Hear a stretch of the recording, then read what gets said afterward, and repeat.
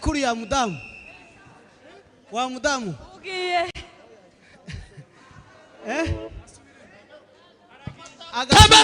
agasubisemo umva mama ngwino ninde wakwemera babikubuza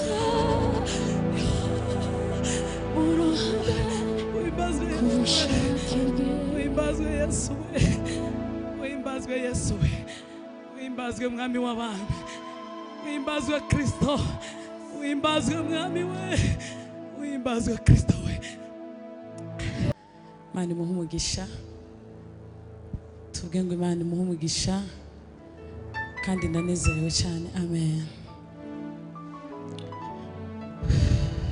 wihimbazwe Kristo Imana yo kwizerwa Imana twabonye Imana uhambaye Imana ikomeye turagushimiye kuba tugeze hano turagushimiye kubw'ijambo ryawe ikoze ku mitima yacu bintu duhe kurigendera akurizirikana izina rya Yesu Kristo nuko nkiyamagara babaziziwe ziritaba ntaragira icyo mvuga ziramo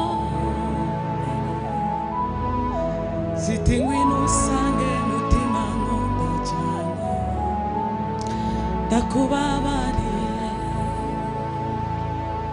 ziti ngwino usange mutima nkunda cyane ndakubabariye nuko nkiyamagara babaziziwe ziritaba ntaragira icyo mvuga ziramo ziti ngwino usange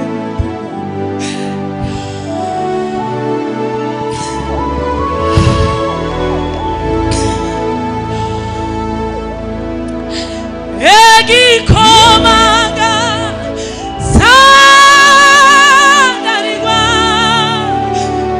izo babazize ziramo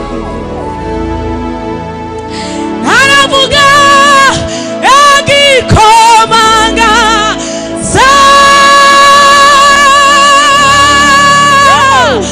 izo babazize ziramo belewe narakomanga egikomanga zayo uhimbazwe Yesu we uhimbazwe gitare we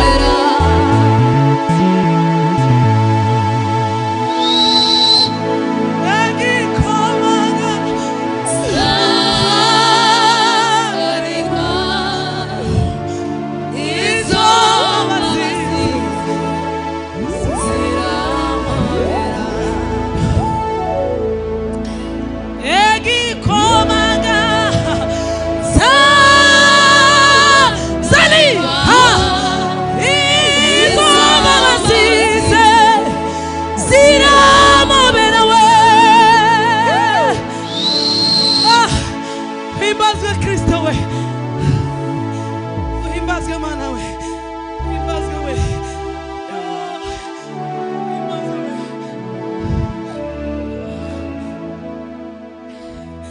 niondole moyo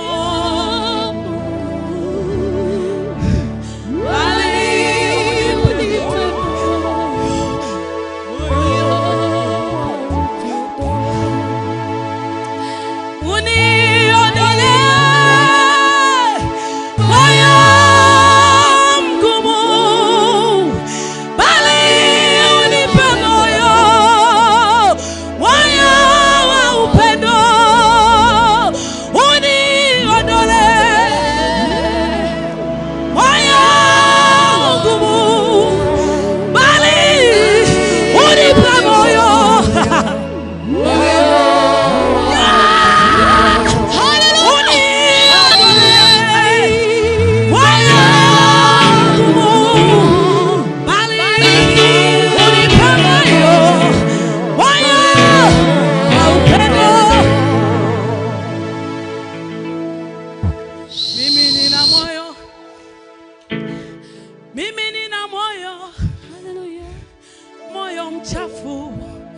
bali uondoe, unitengeneze moyo mzuri utakao kuona kule mbinguni wewe, bali unitoe moyo mchafu, uniandalie moyo mzuri, uniondole moyo zalikasi, bali unipe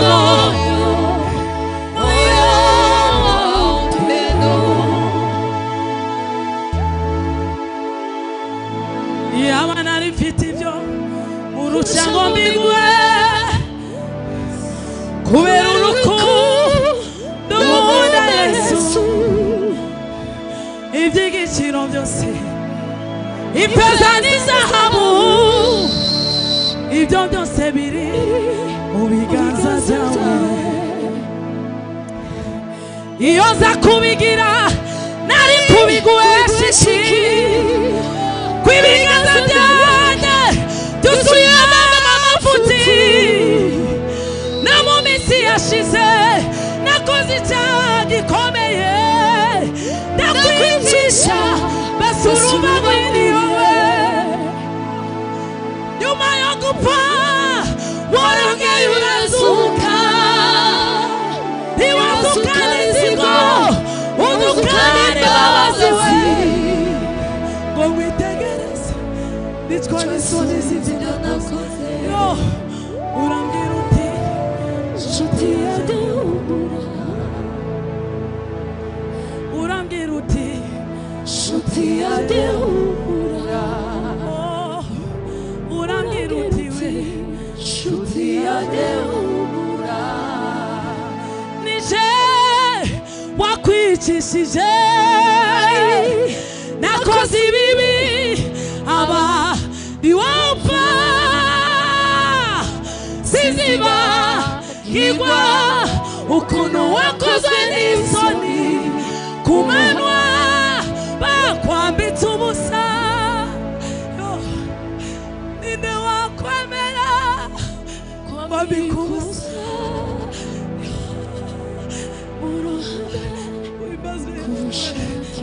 Uhimbazwe Yesu we, uhimbazwe Yesu we, uhimbazwe mwami w'abami, uhimbazwe Kristo, uhimbazwe mwami we, uhimbazwe Kristo we.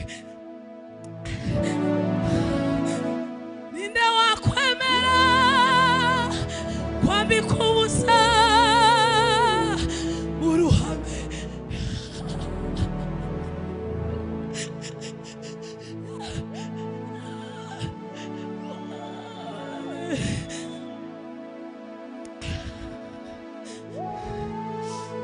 Wari wibereye mu mutuzo, ijuru ryose rigusigiza urudaca. Wari wibereye mu mutuzo, wahaguruke duhimbaze Imana, dutere haleluya. Mana we uhimbazwe, Kristo we uhimbazwe, Yesu we uhimbazwe, Kristo. Wahaguruke tuzamure ibiganza tuvuge ngo warakoze Yesu, warakoze Yesu we, warakoze Yesu we, warakoze mwami we, warakoze, warakoze we. Ku manywa naruririmba ijoro marira aratemba, numara ubwoba rituma ndirimba, kubimenya nibwo buzima, no mu mwijima ndareba umucyo. Zani kubimenya nibwo buzima. Haleluya, haleluya, haleluya, haleluya, haleluya, haleluya, haleluya, haleluya, haleluya.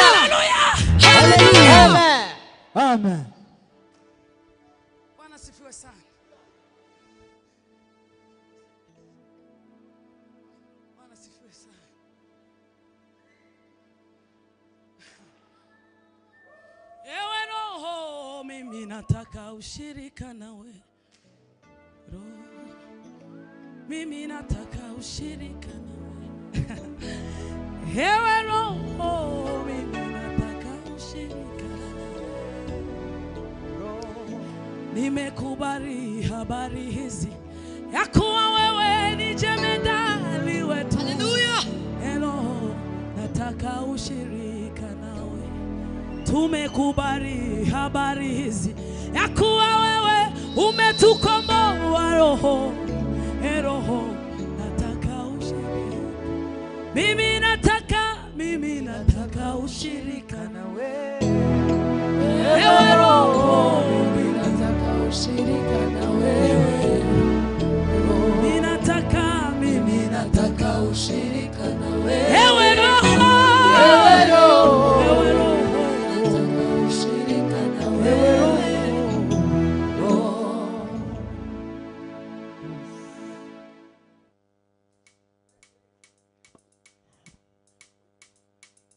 uimbazwe Kristo.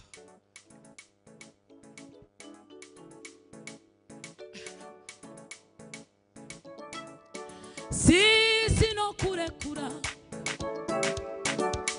erega sino kurekura sisi no kurekura oya erega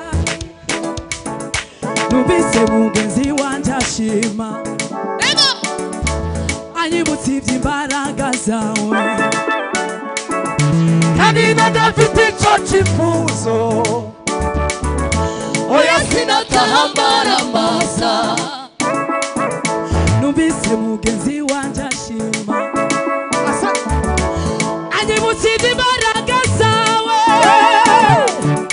kandi nadafite ico cyifuzo oya sinatahambara masa nuko imbaraga zirahagira ishakashaka hoya nk'amazi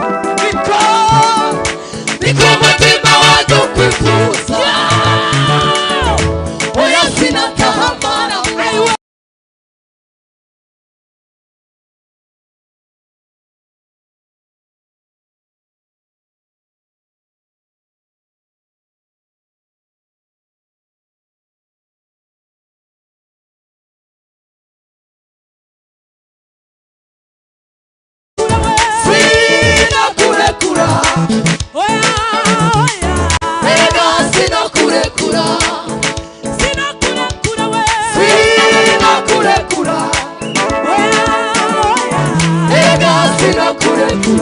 namenye kuruse w'imigisha Imana imuri bihe namenye kuruse w'ubutunzi aiwa Imana imuri bihe namenye kuruse w'imigisha we Imana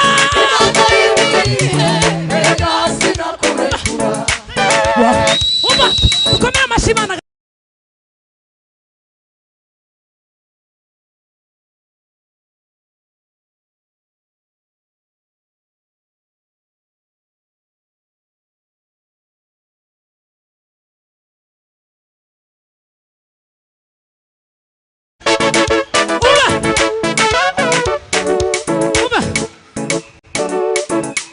wa mugore warugwaye yagukoze warakira barutima yagusaze wamukoze warabona nanje wamuko ngubo aiwa wa mugore warugwaye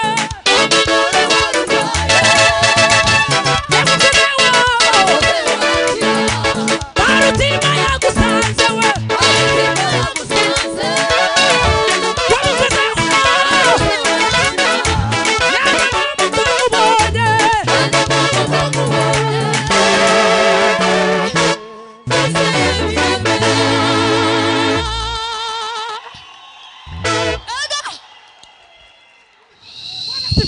Amen.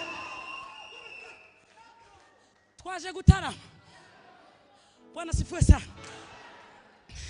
Mwimbaji akaimba ngo tangazo la mbingu. Mungu tuambie. Tande. Tangazo la mbingu. Mbingu inasemaje? Bwana sifiwe sana. Amen. Mbingu inasemaje? Mwimbaji akasema ngo shikilia pindo la Yesu. Shikilia pindo la Yesu. Shikilia pindo la Yesu. Shikilia pindo la Yesu. Shikilia pindo la Yesu.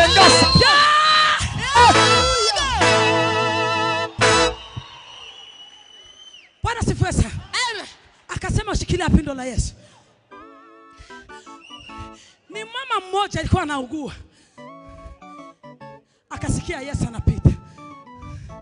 Akamwambia na mimi nitapita. Nitamfuata Yesu. Akamfuata.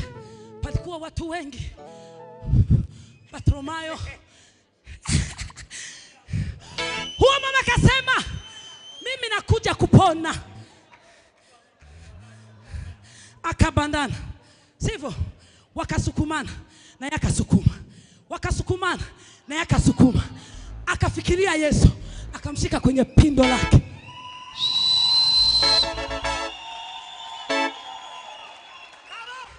Yesu akasema kuna mtu ananigusa. Nyie wote mlinigusa, lakini kuna mtu amenigusa. Akasema nasikia uwepo unatoka. Imba kakupata hivi kisha pindo la Yesu. Tuingie mmukunga.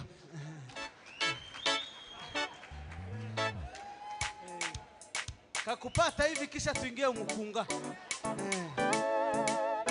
Yeah yeah yeah yeah yeah. Yeah yeah yeah yeah. Yeah yeah yeah yeah. Yeah yeah yeah.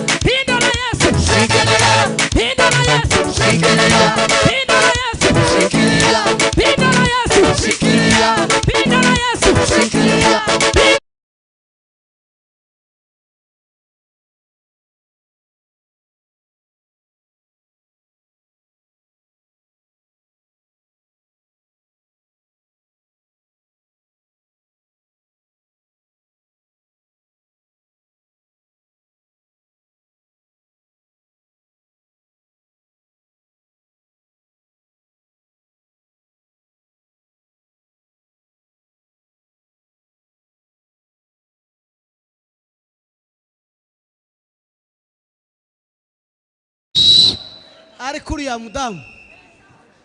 Wa mudamu. Ugiye.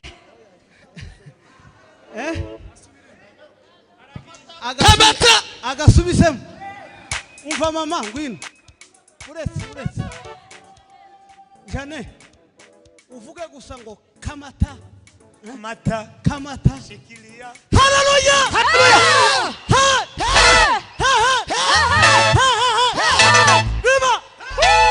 Tusamuri Imana Israeli cyubahiro. Hallelujah. Kera igitaramo ko ndumva cyangizeho uburemere. Kandi nzangira ubushishi bwo gukata igisirimba. Ahiho sinzi. Ariko kubera kuko nayoboye uvuge gusa ngo kamata wama wisa n'umukunga papa. Yes. Niturangiza twakira Revera Matayo bigera ndamayise. Hallelujah! Hallelujah! Hey!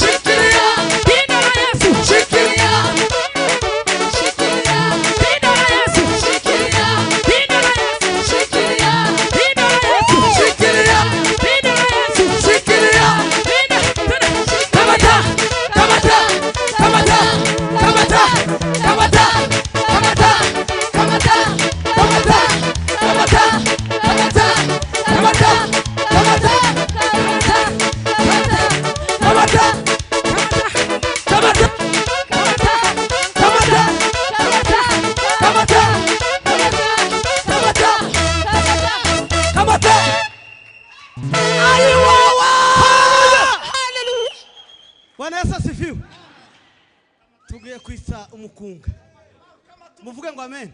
Amen. Yeme mwikirize ngo amen. Amen.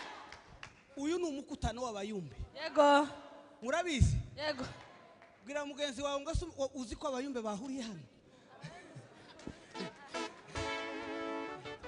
Hallelujah!